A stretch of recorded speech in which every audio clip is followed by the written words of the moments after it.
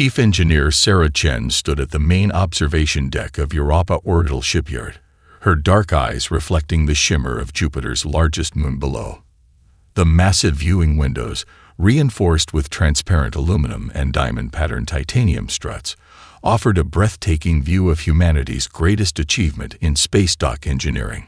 "Status report on Bay 12's gravitational stabilizers," she asked, tapping through maintenance logs on her tablet.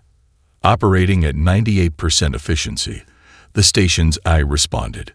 "Minor fluctuation in the tertiary backup systems, but well within acceptable parameters." Sarah nodded, satisfied. The Europa yard had maintained its perfect service record for another week, handling everything from routine maintenance on Mars cargo ships to complex hull replacements for deep space mining vessels.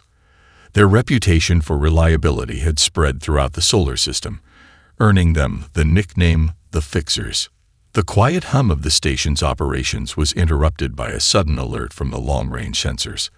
Sarah looked up from her tablet as 3 vessels materialized from hyperspace, their emergence creating ripples of blue-white energy against the star-filled backdrop.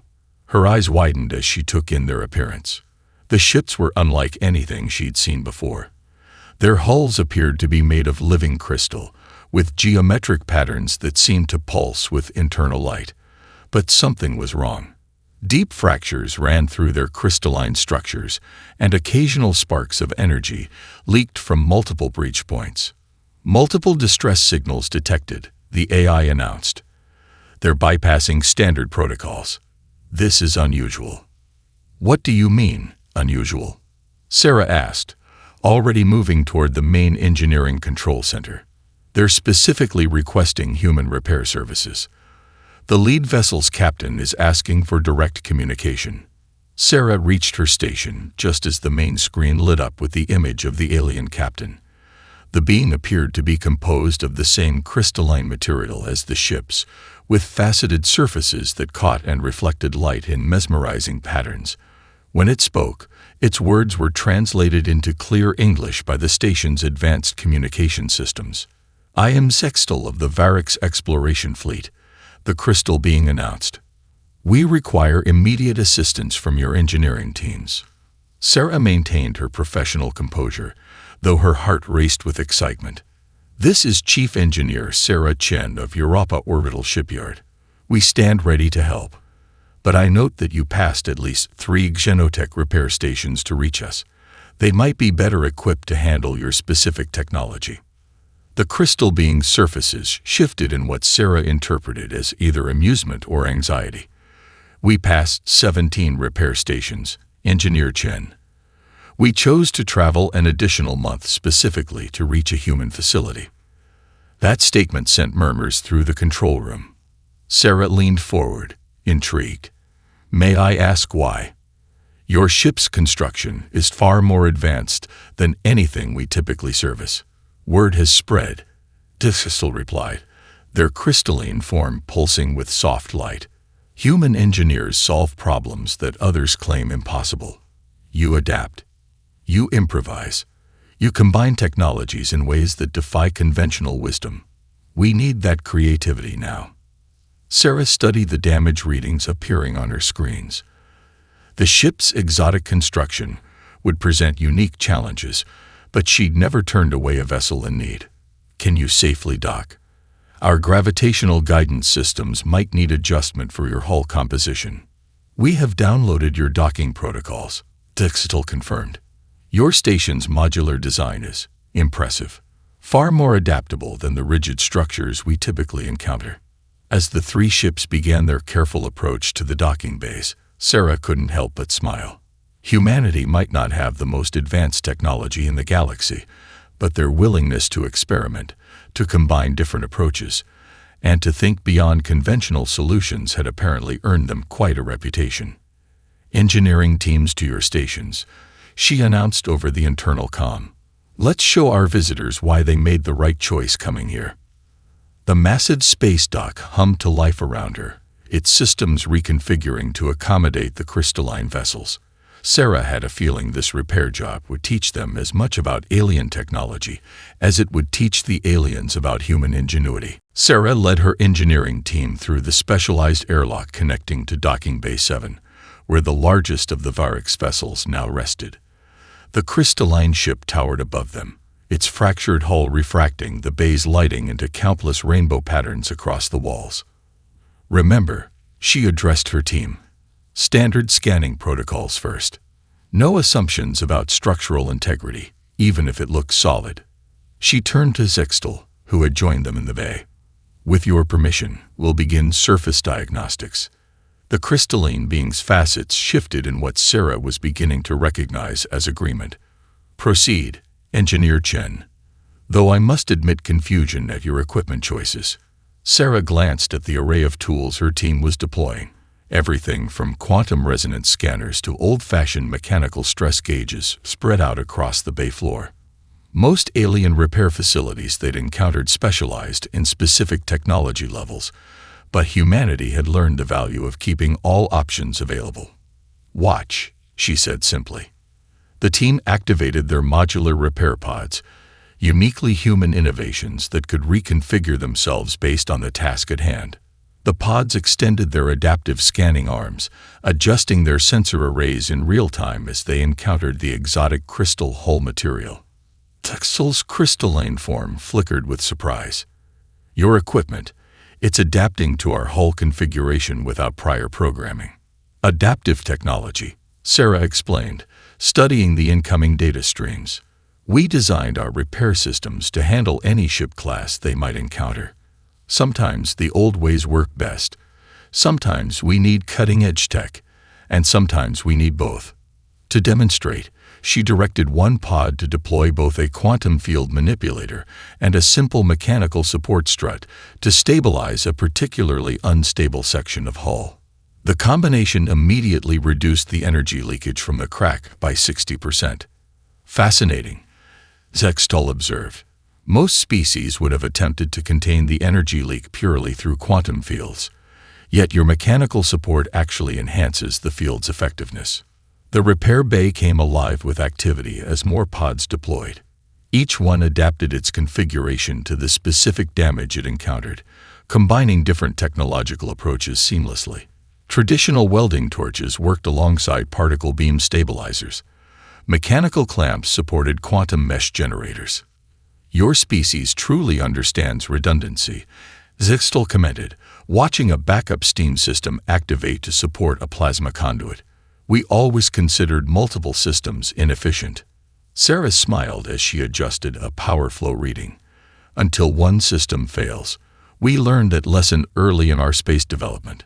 Now we make sure every critical system has at least 2 backups, preferably using different operating principles."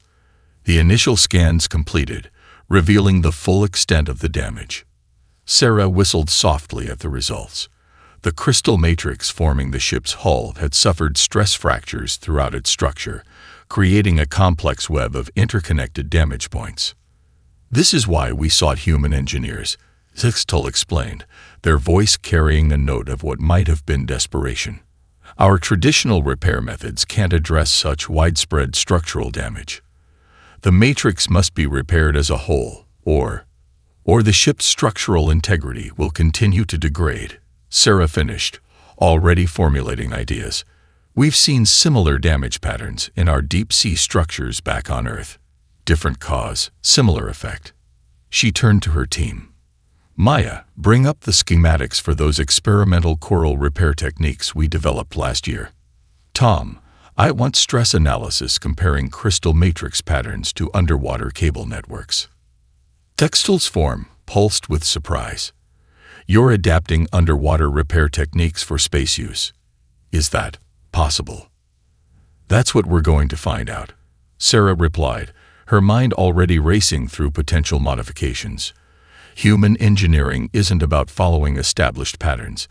It's about finding new connections between seemingly unrelated solutions.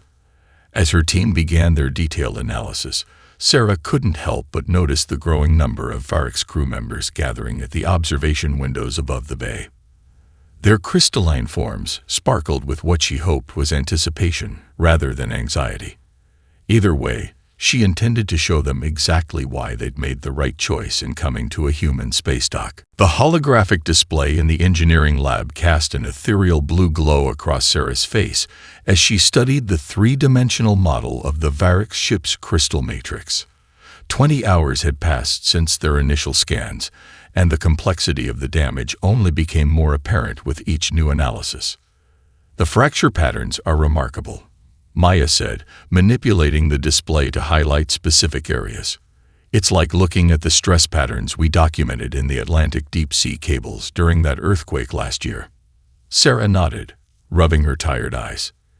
"That's what caught my attention. Tom, bring up the comparative analysis." The hologram shifted, showing two patterns side by side: the crystal matrix's damage and the underwater cable network's stress lines. The similarity was striking, despite the vastly different technologies involved. Engineer Chen, Ixtal's crystalline form shimmered as they entered the lab. "Our crew is growing concerned about the lack of traditional repair attempts." Sarah straightened, gesturing to the display. "Because traditional repairs won't work. Look at these patterns. Your ship's crystal matrix isn't just damage. It's trying to heal itself." The alien captain's surfaces flickered in what Sarah had learned was surprise. "Impossible. The matrix is technology, not biology." "Is it?"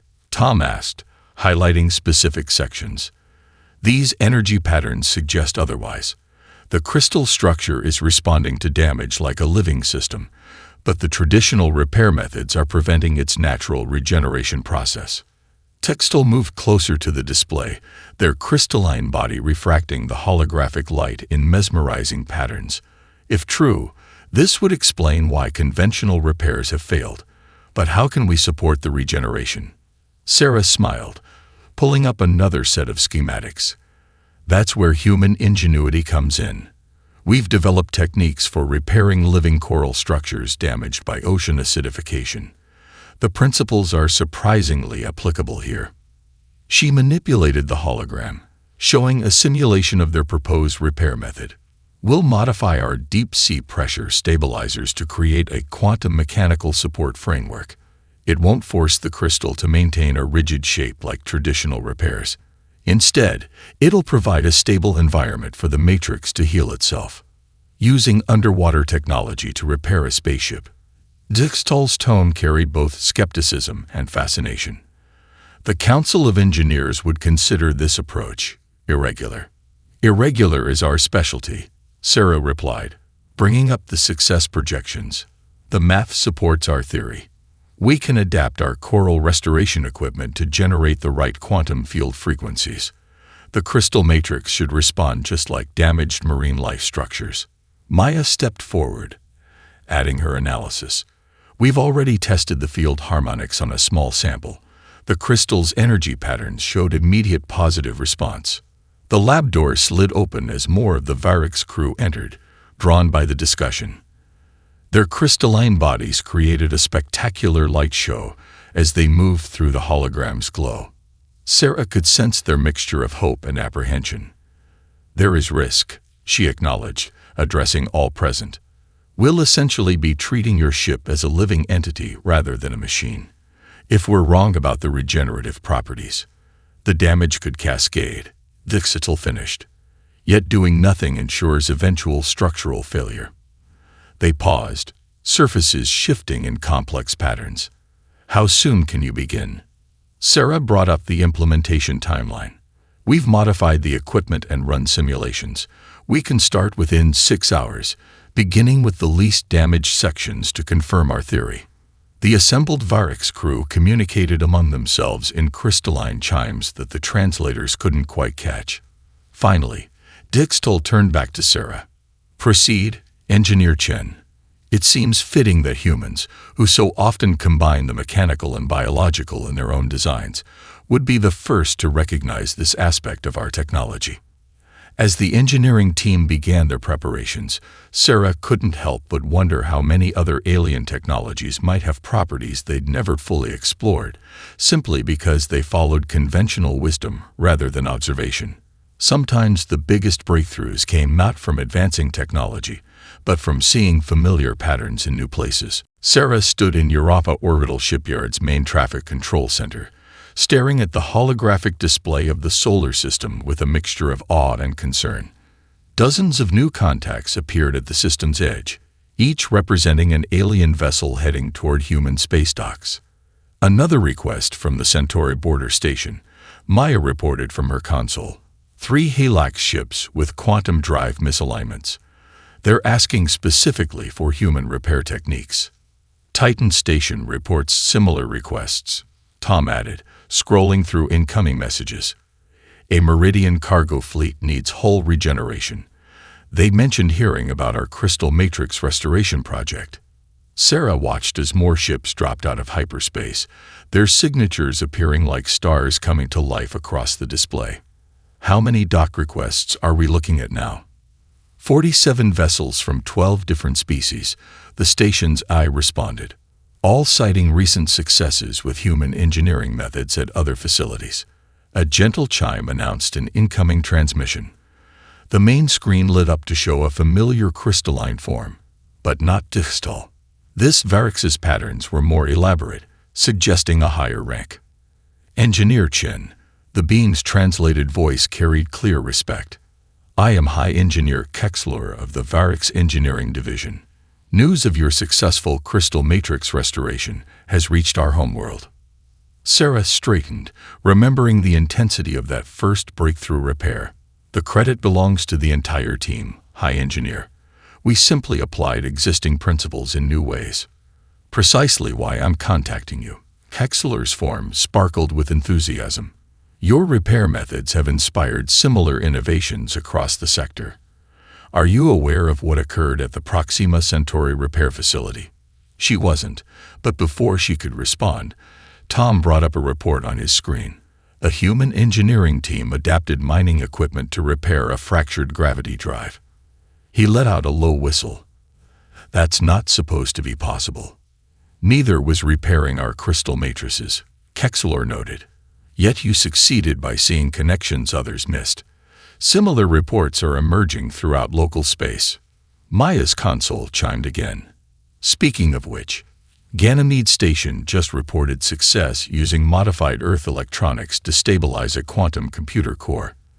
The alien crew is apparently celebrating by teaching the human engineers their species' traditional victory songs.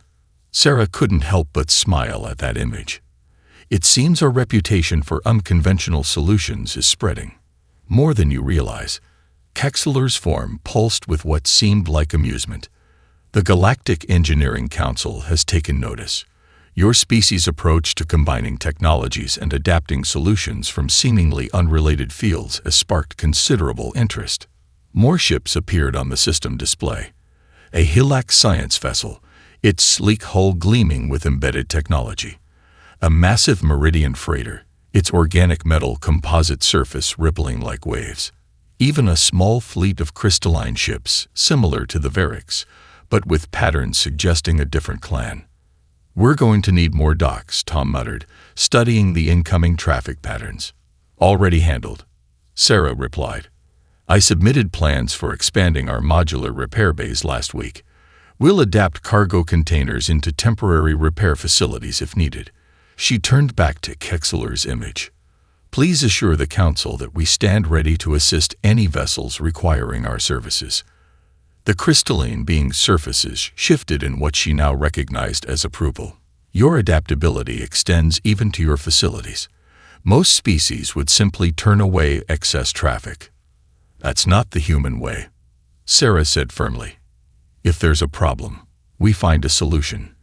If our docks are full, we build more. If standard repairs don't work, you invent new ones, Kexler finished, which is precisely why these ships are coming. They don't just seek repairs, they seek your perspective. As if to emphasize the point, another wave of ships appeared on the display. Sarah watched them approach, each one carrying new challenges, new technologies, and new opportunities to prove that sometimes the best solutions come from thinking differently about old problems. The holographic data streams from the Varix technical database filled Sarah's office with a soft, multicolored glow.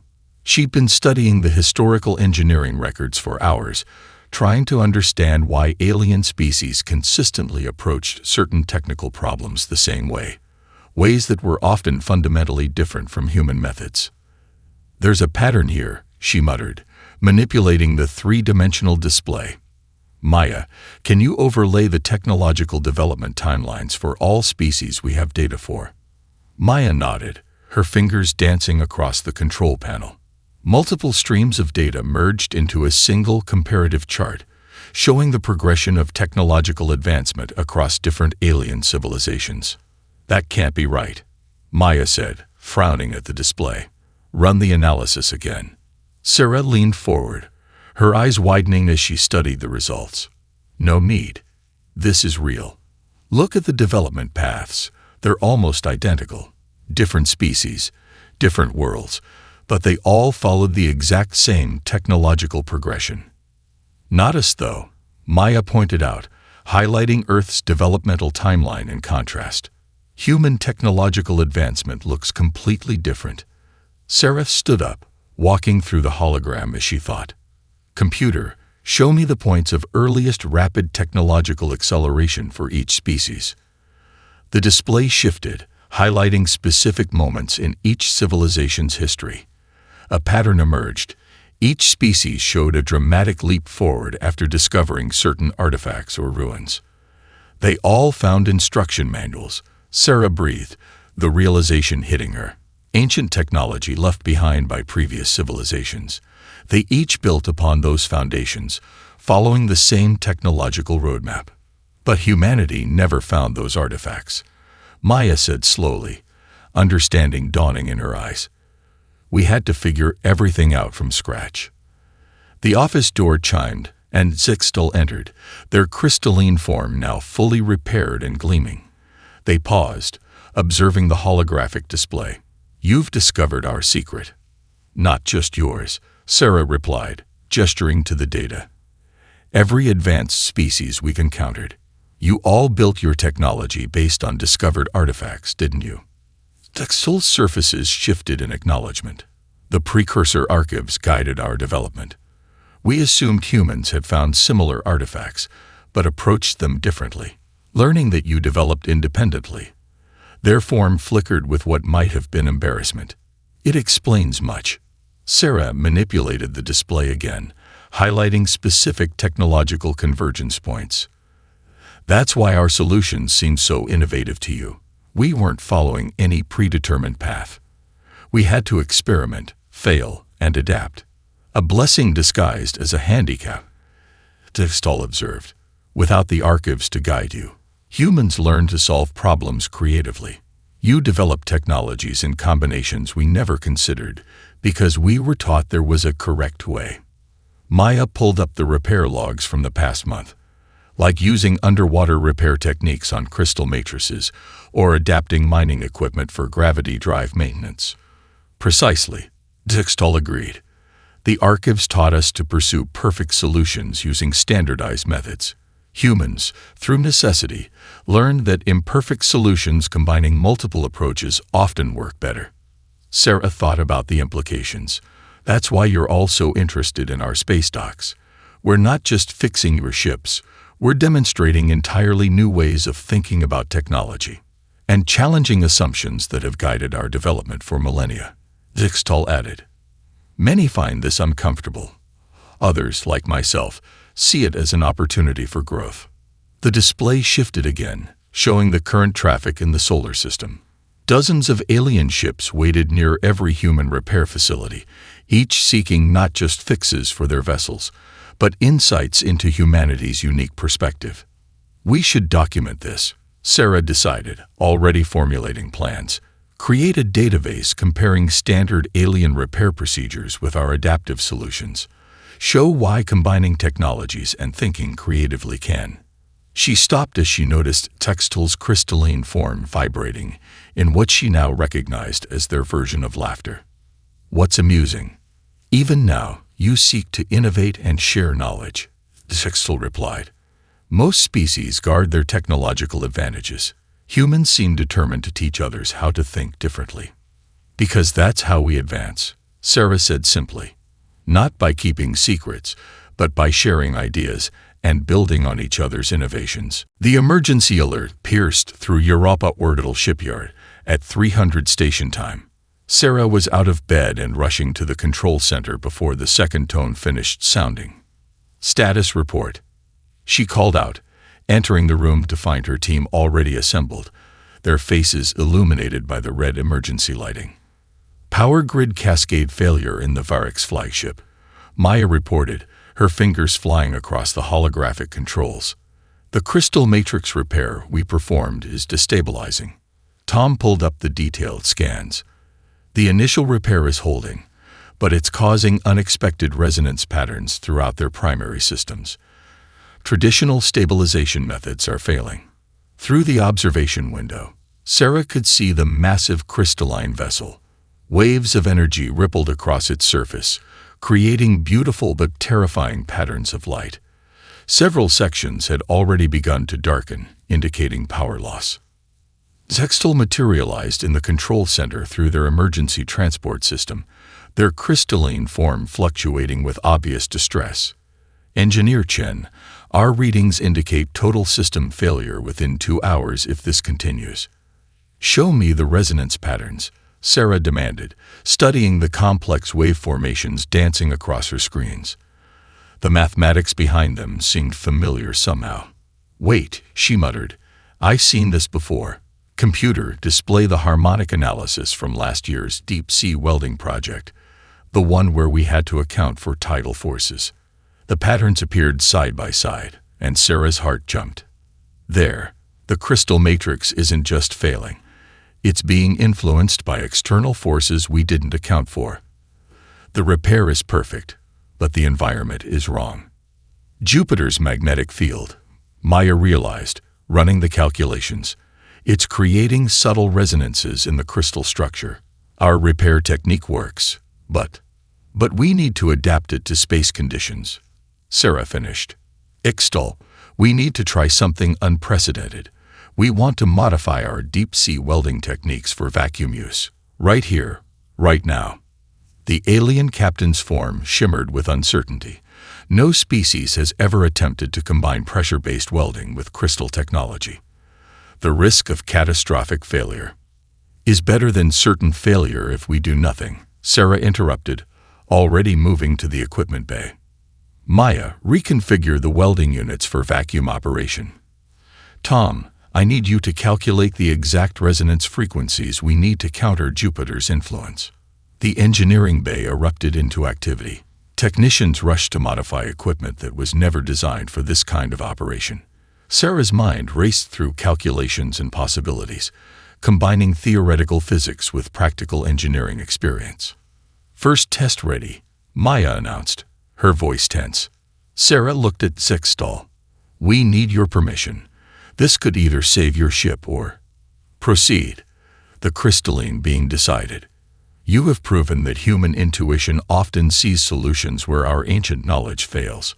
Sarah nodded, then activated her comm. All personnel, clear Repair Bay 7. Emergency protocols in effect. She took a deep breath, then placed her hand on the activation control. Beginning modified welding sequence in 3, 2, 1. The modified welding beam engaged, meeting the crystal hull in a spectacular display of light and energy. For a moment, nothing seemed to happen. Then, slowly, the chaotic resonance patterns began to shift. It's working, Tom reported, his voice filled with disbelief. The new frequency is actually stabilizing the matrix. Sarah watched the readings intently. Expand the field, carefully. Maya, monitor for any signs of structural stress. Dixtal, we need your crew to channel power through the stabilized sections as we progress. The process was painfully slow. Section by section, they applied the modified welding technique, adapting the frequencies as they worked. Sarah felt sweat running down her back despite the climate control, knowing that one miscalculation could shatter the entire ship. Finally, after what seemed like hours, the last section stabilized. The crystal hull gleamed with renewed energy, its patterns now flowing in perfect harmony with the space around it. Final readings confirmed, Maya announced. Full stability achieved. The matrix has actually grown stronger than original specifications. Sarah allowed herself to breathe again, looking at Sextal. Your ship should now be immune to similar resonance effects. We'll need to document this technique for future use. The alien captain's form pulsed with what she now recognized as joy. Once again, humans prove that the greatest innovations come not from following established patterns, but from daring to try new approaches. Sarah smiled, watching her team begin the process of documenting their unprecedented repair method. Sometimes the best solutions came from the most unlikely combinations, just like humanity's approach to engineering itself. Sarah stood before the gathered members of the Galactic Engineering Council, her presentation materials ready but untouched. The chamber itself was a marvel of alien architecture, its walls shifting between solid and transparent states as needed. Representatives from 24 spacefaring species filled the tiered seating, their varied forms creating a living tapestry of galactic diversity. Engineer Chen, the council leader, a being of pure energy contained within an intricate mechanical shell, addressed her. You stand before us not because of a single innovation, but because your species has sparked what some are calling an engineering renaissance. Sarah nodded, thinking back to the events that had led to this moment. That wasn't our intention. We were simply solving problems the only way we knew how. Precisely, a Meridian representative interjected, their biomechanical form humming with enthusiasm. Your success with the Varix crystal matrix led our engineers to question centuries of established practices. Already, we've adapted your resonance welding technique to enhance our organic metal hybrid hulls. Displays around the chamber activated, showing various human repair techniques being implemented across the galaxy. Sarah recognized several innovations from Europa Shipyard, but others were new, human engineers at other facilities developing their own creative solutions. The statistical analysis is compelling, the Helax chief engineer announced, their holographic form flickering as they projected data into the chamber center. Repair facilities using human methods show a 43% increase in successful outcomes for previously impossible repairs. But more importantly, Zextal added, their crystalline form now bearing the markings of a high engineer. Humans have taught us to question our assumptions, to combine technologies we once thought incompatible. Sarah stepped forward, finally ready to share what she'd prepared. That's because we never had the advantage of precursor artifacts. Every solution we developed came from observation, experimentation, and sometimes desperate necessity. She gestured, and the chamber's displays shifted to show various human innovations. We learned to combine mechanical and digital systems because we couldn't rely on pure quantum computing. We developed redundant systems because we couldn't afford single points of failure. Our primitive approaches evolved alongside our advanced technology because each proved valuable in different situations. And now, the council leader observed, you seek to share this knowledge freely. Knowledge grows when shared, Sarah replied, thinking of all the technological exchanges she'd witnessed over the past months. We've learned as much from studying your technologies as you have from our methods. The chamber erupted in discussions, various species debating among themselves in a cacophony of languages. Sarah waited patiently until the council leader called for order. What you propose, they stated, is more than a technical exchange. It is a fundamental shift in how we approach engineering itself. Yes, Sarah agreed simply. Because the universe doesn't care about proper solutions. It only cares about what works. She brought up one final display, a live feed from Europa Shipyard, where human and alien engineers worked side by side, combining technologies and approaches in ways that would have been unthinkable months ago. We're not asking you to abandon your advanced technology or established methods, she continued. We're suggesting that by combining different approaches, by being willing to try unexpected solutions, we can all achieve more than we could alone." The council chambers fell silent as her words sank in. Then, one by one, representatives began signaling their agreement. The council leader's energy form brightened noticeably. "Engineer Chen, your proposal for an interstellar engineering exchange program is approved. Furthermore, we would be honored if you would oversee its implementation." Sarah smiled, thinking of the possibilities ahead. "The honor is ours. After all, the best engineering solutions often come from bringing different perspectives together." As the council session concluded, Sarah received hundreds of messages from repair facilities across the galaxy, all eager to participate in the exchange program. Humanity's approach to engineering wasn't just fixing ships anymore. It was helping to build bridges between civilizations, one innovative solution at a time. 1 year after the council meeting, Sarah stood at her favorite observation point in Europa Orbital Shipyard, but the view had changed dramatically. The original repair bays had been joined by new facilities that incorporated both human and alien design principles. Below her, Jupiter's swirling storms provided a majestic backdrop to the constant flow of traffic through the system. "Quantum field stabilization complete in Bay 12, Maya reported, now wearing the insignia of Senior Exchange Coordinator. The Hilax human engineering team successfully merged their containment technologies. "And Bay 15? Sarah asked, watching a crystalline vessel dock with practiced ease. "The underwater welding adaptation is exceeding expectations," Tom replied, his console displaying results from multiple collaborative projects. "The Meridian engineers think we can apply similar principles to their organic metal manufacturing process." Sarah smiled, remembering how it all started with one damaged alien ship seeking an unconventional solution. Now, Europa Shipyard had become more than a repair facility. It was an innovation hub where engineers from across the galaxy came to learn, teach, and create together. A gentle chime announced Sextil's arrival. The crystalline being's form had grown more complex over the past year, reflecting their elevated status as head of the new interspecies engineering division. "The latest statistics are impressive," they announced, projecting a holographic report. "Engineering facilities that have adopted the exchange program show an 87% increase in problem-solving capacity. More importantly, we're seeing entirely new solutions emerge from these collaborations." Sarah watched as a team of human and alien engineers guided a repair pod through a delicate procedure. The pod itself was a perfect example of combined innovation. Human adaptive technology enhanced by alien quantum systems, with mechanical backups that both species now appreciated. "Director Chen," the station's AI interrupted, "your presence is requested in Training Bay 3. The new exchange group has arrived."